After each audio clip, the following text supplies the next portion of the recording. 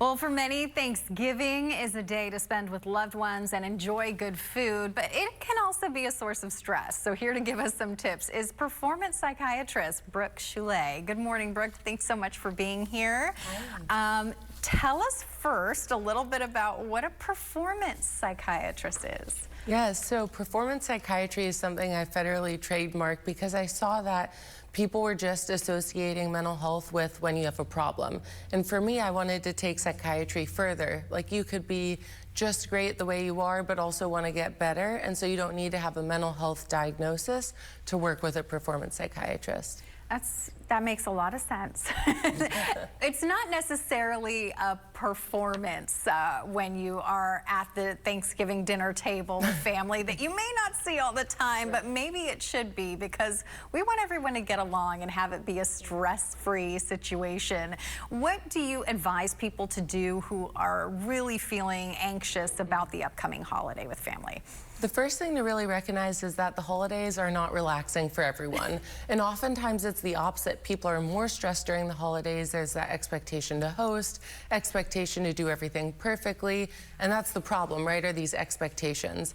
So I really encourage my patients to just reset. What do you actually want to do this holiday season? Who do you want to spend your time with? And really remove the shoulds from your vocabulary. I should see this family member. I should do this. Well, how do you set boundaries if you know you're going to be in a situation that really you can't avoid? You know it's not going to be the best one, but you want to set some boundaries. How do you do that? The biggest thing is to observe and not react to a situation.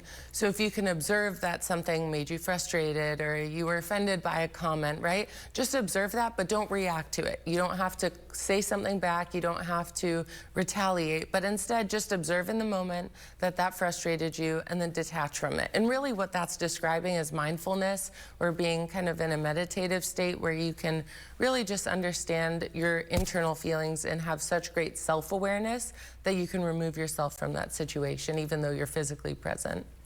And even though you may not be running marathons, sometimes the stress and anxiety of everything can make you tired, so rest is considered a really important factor during the holidays.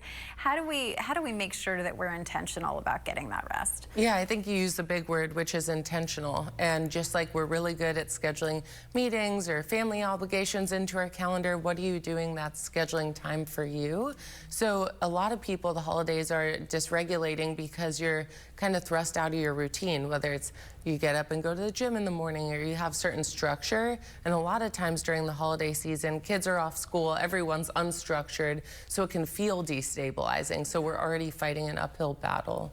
I know you advise sort of a digital detox, right? How do we do that, and why is that so important? Yeah, so before we could detox, first we have to do a digital audit, right? Which is like, what is on your feed and how do you feel when you're scrolling? Is it a bunch of happy puppies, or is it something politically driven? And how is your internal state as you're scrolling? So when we could start to recognize that, we could see social media as either a positive or a negative thing, and then choose to detach and maybe spend 2 minutes instead of 20 scrolling and set that timer. Oh my gosh, I feel good that I do that, just unintentionally, but like people that stress me out, I just hide them from my feed. Good, good, you have to. That's great, yes. Be detached from things that are giving you stress when life is stressful. Thank you so much, Dr. Choulet, I appreciate it, and I hope you have a wonderful Thanksgiving. Thank you, you too.